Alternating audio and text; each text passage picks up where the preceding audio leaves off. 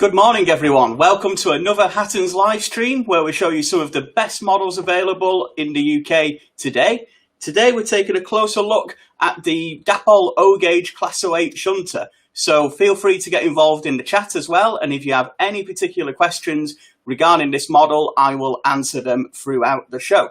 But we're looking at an O-Gauge model today, so that is 1/43 scale, so a little bit larger, almost twice the size than a lot of the O models that are out there that you may be more used to. But it certainly is a growing market, and that's really made certain by the release of the Class 08 shunter as well. And what a loco to pick for a model. This has to be the most successful shunter design in the UK, if not further afield as well. 996 of these locomotives, almost 1,000, were built between 1952 and 1962, but that's not quite the whole story either. These were a development of a design that had started way back in the 1930s, been through many different permutations with all of the big four railway operating companies.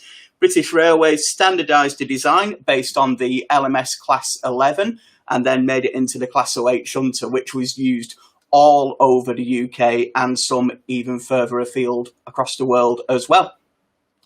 So we've already touched on 1,000 were built, nearly 1,000, and they hold pretty much everything you can imagine. The railways of the 1950s were the place for a diesel shunting locomotive, where you needed a quick starting, easy to use engine with full cab at the back as well, so great visibility when you are shunting across various yards. They were used as station pilots as well, forming coach rakes and releasing locomotives where they'd arrived at the station and needed the coaches moving out of the way.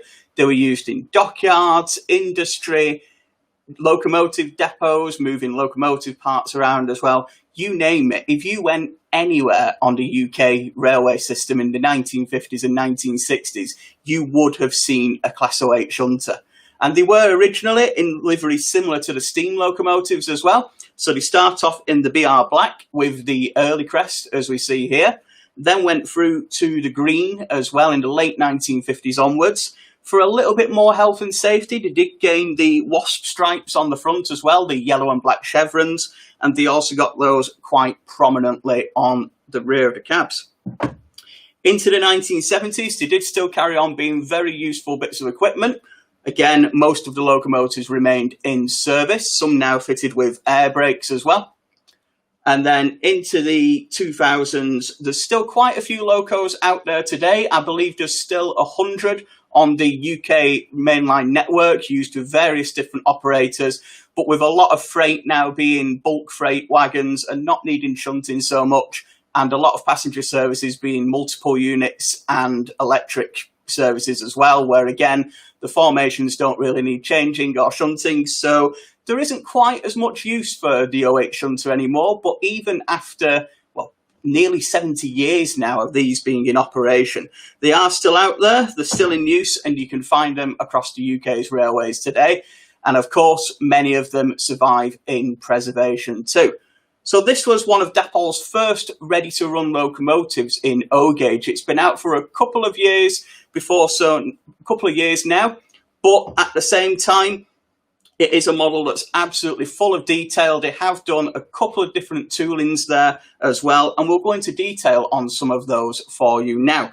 So the original style locomotives that you can see here, these have the original doors there, the hinge doors and the wooden cab doors, which are fully opening as well, as you can see there. Heading into the later models, these have the modernised cabs, the body side doors, and the metal cab doors as well. You've also got the 2 lights variation, the original 4 lights variation too. The later models have air brakes as well as vacuum brakes, with the originals just having the vacuum brake pipe. And you'll see again on the rear there, you've got that variation in the ends with the 4 lights and the 2 lights there. So Dapol have covered the major tooling differences on the Class 08 shunter with up to 1,000 locomotives. You can imagine that there were real individual differences as well. And some of them have been catered for, but 1 or 2 of the oddball bits and pieces really haven't. But let's take a look at one of them in close up anyway. I will show you the triple grey livery that you can see here. I'll just get this so it rotates for you so we can take a closer look as well. There we go. So I'll bring it round for you. And this is a fully die-cast chassis. You've got a huge 5-pole motor in there as well with twin brass flywheels. You've got a lot of separately fitted parts, including the handrails, the whistle, and, well, pretty much everything you can see here, really. This is, again, as the model comes out of the packet. So none of the details here on the buffer beam have been added by me. This is exactly how you get it. You've got sprung buffers there as well, a see-through grille at the front. This is the triple grey livery from the 1980s and 1990s with the Stratford Dapol Cockney Sparrow emblem on the side too. And I'll just bring it round so you can see the full cab interior there as well, which comes pre-painted and fully detailed, which is fantastic to look at through those rear cab windows. You can just about see there some of the fine detail included, as well as the opening door mechanisms. And it's a good time to mention as well the quality of the printing here. As you can see, the details fully picked out on the air pipes, but also the precision and the quality of the wasp stripes. There's no fuzziness there between the free grey and black colours also. So really exquisitely finished model. And that is just one of the liveries that is available. Tristan's asked there what paint schemes are available, and you can click the link in the description to see all the locomotives that we do have right now. But these 4 and the triple grey that I just showed you off camera there are available right now. So if you're a 1950s modeler, you've got the BR Black. Heading into the 1960s, you've got the BR Green. 70s and 80s, you've got the BR Blue and the triple grey as well. And then some modern era liveries such as the EWS and Freightliner Green too. But you can find out all the information on the liveries available right now in the description. So, as always, as you'd expect with Dapol, you get a fully comprehensive manual giving you information on how the lighting is operated, how to take the locomotive apart for servicing, fitting a digital decoder, using these switches inside, and fitting some of the details too. Now, for those of you who are fans of the detailing pack, I've got you some good news and some bad news. The bad news, if you can call it that, is that there's not much of a detailing pack. It is an enclosure for a digital sound speaker and a pair of windscreen wipers as well. Now, the reason that is as we covered shortly ago, the model already comes with the details fitted. So you can see here, you've got all your brake pipes already on, all your handrails, full brake linkage there as well, sand pipes, all your underframe detail. This is a great model to get out of the packet and put onto the layout with all the detail already applied. You don't really need any glue to hand or anything really to customize your models to get started. But you'll notice with this one, it doesn't have a running number either. And Dapol do supply these without numbers already fitted. You can get them with numbers if you just want one to put on, but with nearly 1,000 of these locomotives, there's pretty much endless variations of numbers, livery elements, etc., etc. So Dapol do provide them with and without numbers as well. Now, I've got to say, these are one of the easiest locomotives to digital fit that I've ever seen. It really is a case of just carefully removing the roof, the bonnet roof there. Again, it's fully included in the instructions for you. Just put that out of the way for 1 second. And you can see there that you've already got straight access to the 21-pin decoder socket, and the wires coming away from that are for the lighting too. So it took me, what, 10 seconds to remove the roof then? To take out the blanking plate, put in a decoder, put that roof back on. Less than a minute, maybe a little bit more, but that is all included in the instructions as well. But it really is just a case of taking that off and putting that on. So if you are a digital user, it's straight away just so easy to get started on digital. But they come in at an absolute bargain price as well. They start at $191.25, which for an O-gauge locomotive is an absolute steal, really. For under £200, you've got fully working directional lighting on there. You've got digital ready capability, all-wheel pickup. They'll get down to anything up to Pico set track O-gauge track as well, so you can run them through some really tight curves. You've got the 5-pole motor in there, the dual brass flywheels also, so you really are getting quite a lot for your money. And all of them are available to order right now if you click that link below. With the 19125 models, that is digital ready, but you can also buy them with digital sound pre-fitted, recorded from one of the operational Class 08 shunters, and they start at £340. And they have a nice speaker that's located just in front of the roof grille there, which we saw before was clear, so it really lets that sound escape of these iconic English electric locomotives. We've had a couple of questions regarding what would they be seen running with, and it really depends on the era. So the black and the green locomotives, if you've got O-gauge rolling stock from those eras, it would have been seen with a Class 08. They shunted pretty much everything at this time. So maybe a short goods rate being moved around a yard, a lot of different wagons in a wagon repair depot, Mark I coaches or even pre-nationalisation coaches being moved around a station or back into a coach sidings as well. Moving locomotives such as steam engines that need servicing around depots as well. You've really got some great excuses to get one of these in operation. With the later models, it becomes more specialised. So you're looking at more of your block freight workings. So quite a few of the same wagons, such as the merry-go-round hopper from Dapol. And into the later era, again, still with that specialised freight working, but at the same time, you would still be seen around locomotive depots moving a couple of oil tankers as well. I'll just let you get one more look at some of the details you can see here. I can't remember if I mentioned, but they do have fully working opening doors as well on the cabs. And there's two different types there, dependent on the specific model that you do get.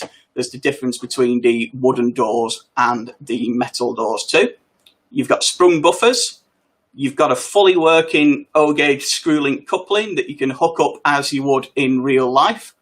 The lighting is both white and red, as is common on shunting locomotives. And that is controllable either through a digital decoder, or you can access the headlight switches through the bonnet of the locomotive, which I removed earlier in the stream, so you could see where the digital fitting was.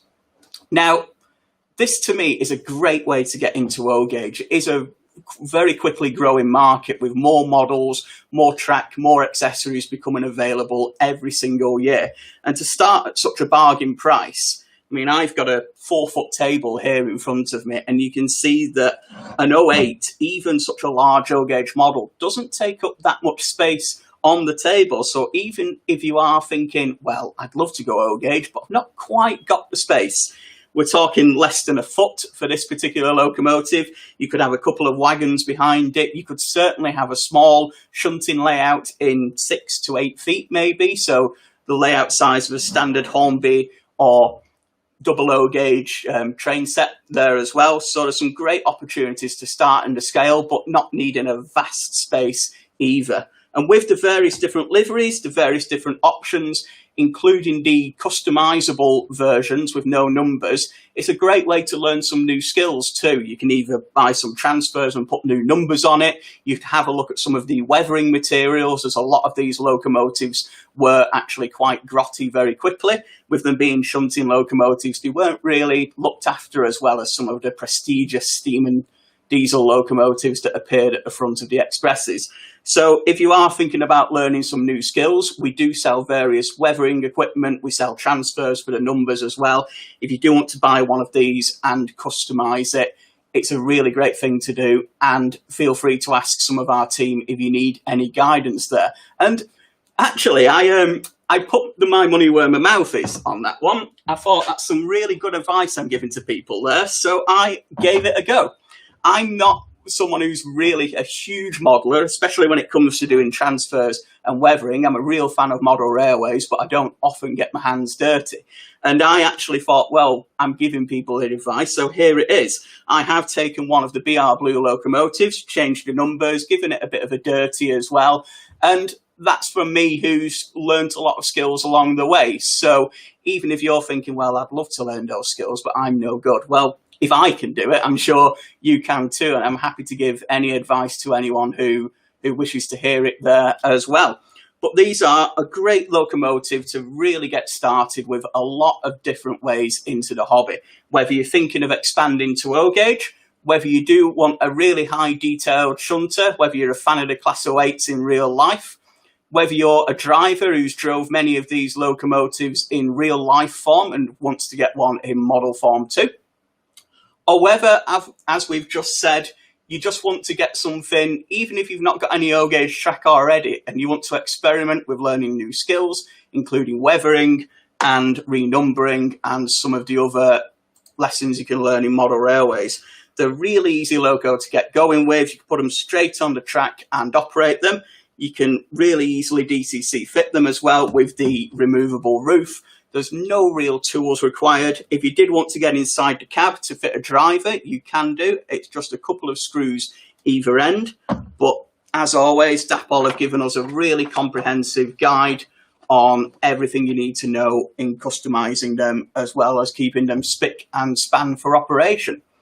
And they're coming at a bargain price. So you've got them available now for $191.25 in all the liveries you see here and even more besides. So make sure to check out that link in the description below, and you'll find more information on these models and the particular variations available. So I hope I've given you some inspiration to start looking at an O gauge layout, or picking up one of these Class 08s if you are already an O gauge modeler. They're a really nice model, absolutely jam-packed with detail, and the running and operation qualities are just as good as they look, for a really great price of under £200 for a loco that you could see all over the UK, and certainly still can to this day as well. Hope you've enjoyed the video. Don't forget to subscribe to our YouTube channel and like our Facebook page as well. All the details from today's stream are in that link below, so check them out. And otherwise, it just remains for me to say goodbye and thanks for watching. Take care.